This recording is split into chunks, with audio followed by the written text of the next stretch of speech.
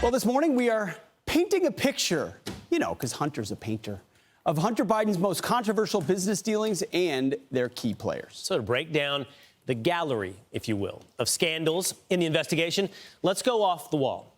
Let's talk about some of Hunter's business dealings. These are things that we know about, have been reported upon, and you would hope the widespread public would begin to understand.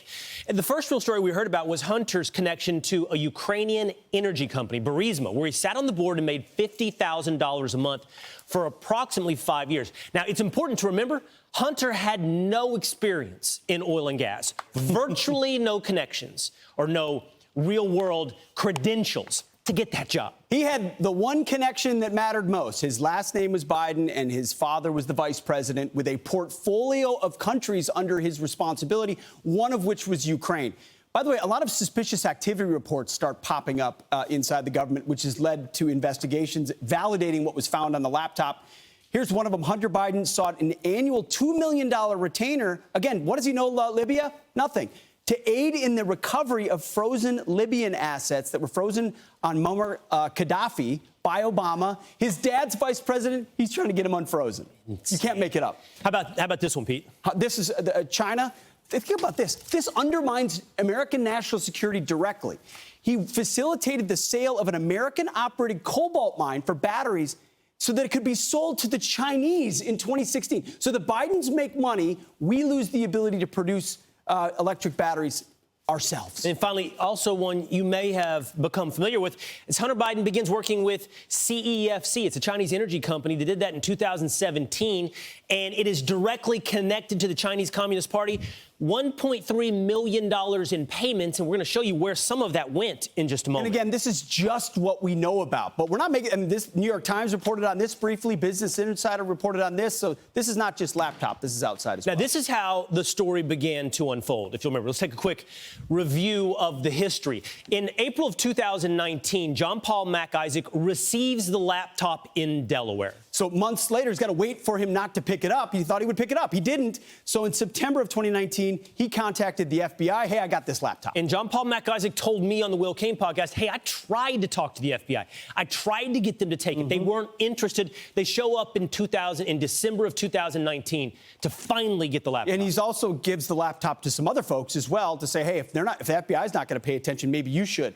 July of 2020. So get this. The FBI has the laptop and has had it for months, 7 months, and they start briefing Twitter executives on the potential threat to elections, a hack and dump that could hypothetically happen based on disparaging information of a candidate. And then right before the election, Facebook is warned about potential misinformation campaigns. Again, Facebook, Twitter, alerted by the FBI about something that might happen because the FBI knows it's going to happen. Let's zoom in on the timeline just for a moment and show the impact of all of this. So in October of that year, again, the election is a few weeks away. The New York Post releases the report of Hunter Biden's laptop. Absolutely, they did. I hope that cursor up there on the top is intentional because it's Hunter Biden's laptop. Anyway, if it's not, no worries. October 19th, so just 5 days later. So they know the story's going to pop. It does pop. When it does, they realize we need a defense of this. And what should we scream?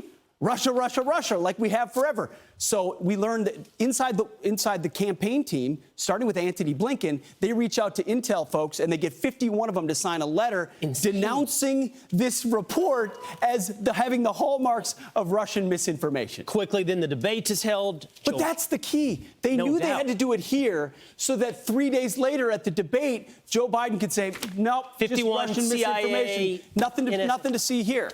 Then Joe Biden wins the election in December of 2020. Hunter Biden, it's finally confirmed there's an investigation into his, at that point, all we hear about is his tax affairs. But there's an investigation. Now, let's talk about, as I mentioned earlier, who are the key players in this entire story? It's not just about Hunter. No, it's not. So first of all, the most key player is the guy that looks just like James Biden, and it's Joe Biden, right? The big guy is the key player in the investigation. But who are all the other actors? Well, this is Joe Biden's brother, James Biden, Hunter's uncle, who is central to business dealings as well. So as these go through, I want to tell you, he, that we know of, has received approximately $360,000 in payments from Chinese companies. Haley Biden, widow of Beau Biden, temporary girlfriend of Hunter Biden, also received family cash.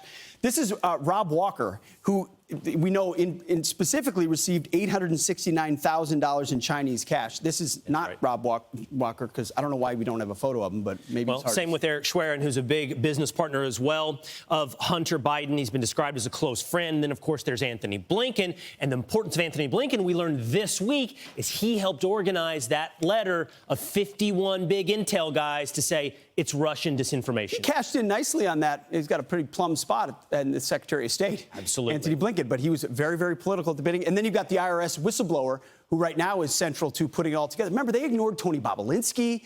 They ignored a lot of other business associates who are willing to say, Joe was in on the conversation. Joe knew everything. He is the big guy. He was getting money.